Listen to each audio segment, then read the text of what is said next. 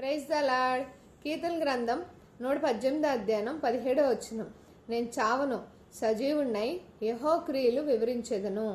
అంటే చావను, సజీవుణ్ణి యెహోవా క్రియలు వివరించడం అంటే అనారోగ్యంగా బాధపడుతూ ఎంతో అక్కడ ఇంకా వాళ్ళ వల్ల కాక ఇంకా అసలు నా వల్ల కావట్లేదయ్యా అని ఎవరైతే చింతిస్తున్నారో, ఎవరైతే స్వస్థత విడుదల కోరుకుంటున్నారో, మరి ముఖ్యంగా ఎటువంటి అనారోగ్యమైనా సరేనండి, దేవుడికి అసాధ్యమైందంటే ఏదీ లేదు. ఎందుకనంటే చావను సజీవుని యెహోవా క్రియలు వివరించడం అంటే అక్కడ హాస్పిటల్లో ఉన్నవారే కానీ, వెంటిలేటర్ మీద ఉన్నవాళ్లే కానీ ఎవరైనప్పటికండి దేవుడికి అసాధ్యమైందంటే ఏదీ లేదు.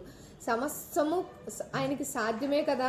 అందుకే స్వయంగా ఈ వాగ్దానం ప్రకారం ఎవరైతే అంటే స్ఫూర్తిగా దేవా నేను చావను సజీవుని నీ క్రియలు వివరిస్తానయ్యా అని ఎవరైతే ఆయన మాటకి మనం గనక లోబడి వాగ్దానం ప్రకారం అడిగినట్లయితే తప్పకుండా ప్రతి ఒక్కరిని పేరున అండి దర్శించి వాళ్ళని ముట్టి స్వస్థపరుస్తాడు. ఆయన క్రియలు వివరించే వారముగా మనల్ని నిలబెట్టుకుంటాడు.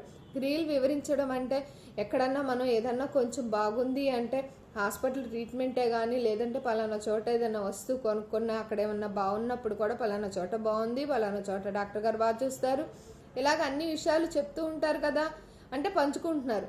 అంటే మనకి భరించలేని అనారోగ్యమైన ఎటువంటి పరిస్థితులు గుండా వెళ్తున్నా, అది ఐసీయూలో ఉన్నవారైనా, వెంటిలేటర్ మీద ఉన్నవారైనా, ఆరోగ్యపరంగా కుటుంబంలో కూడా మంచం మీద ఉండి బాధపడుతూ దేవా ఏంటి ప్రభువా నాకు ఇది అని చెప్పి గనక మనం గనక నేను చావను సజీవుడినే నీ క్రియలు వివరిస్తానని గనక ఆయన గనక మనం మొరపెట్టుకున్నట్లయితేనండి దేవుడు ప్రతి ఒక్కరిని ముట్టి స్వస్థపరుస్తానని చెప్తున్నాడు.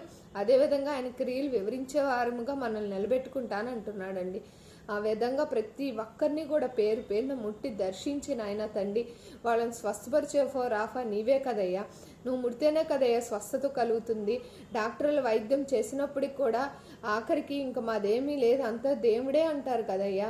అట్టి రీతిలో నాయన తండ్రి ఎవరైతే ఎటువంటి అనారోగ్య పరిస్థితుల్లో వెళ్తున్నారో, అది గృహంలో అయినా హాస్పిటల్లో అయినా ప్రతి ఒక్కరిని పేరున ముట్టి దర్శించి వాళ్ళ అనారోగ్యం నుంచి సంపూర్ణంగా నువ్వు ముట్టి స్వస్థతనిచ్చి మంచి ఆరోగ్యాన్ని దయచేసి నాయన తండ్రి కీర్తన గ్రంథం 28 వచ్చిన సంపూర్ణంగా నెరవేర్చమని వేడుకుంటున్నాను యేసయ్య. ఎందుకంటే శక్తినిచ్చేవాడు నీవే, బలమునిచ్చేవాడు నీవే.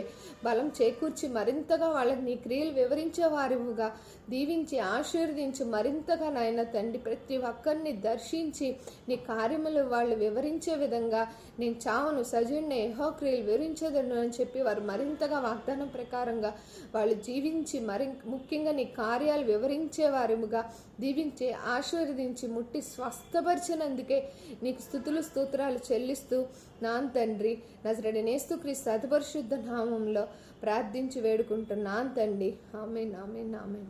గాడ్ బ్లెస్ యు అండి. ప్రతి ఒక్కరూ ఈ వాగ్దానం ఎత్తిపట్టి ప్రార్థన చేయండి. హాస్పిటల్లో ఉన్నవాళ్ళు, వెంటిలేటర్లో ఉన్నవాళ్ళు ఎలాగా అని అనుకుంటారు కదండి. మన దేవుడు చాలా గొప్పవాడండి, హృదయాన్ని చూసే దేవుడు. అందుకే హృదయంలో అయినా సరే మాటలు వింటున్నప్పుడు అప్పుడు నేను చావును సజీవుని యెహోవా క్రియలు వివరించదనని హృదయంలో అనుకున్నా మన దేవుడు కార్యం చేస్తానని చెప్తున్నాడండి. ప్రతి ఒక్కరు ఈ వాగ్దానం ప్రకారం మరింతగా ఆయన క్రియలు వివరించే వారుగా ఉందుముగాక. ఆమేన్. God bless you.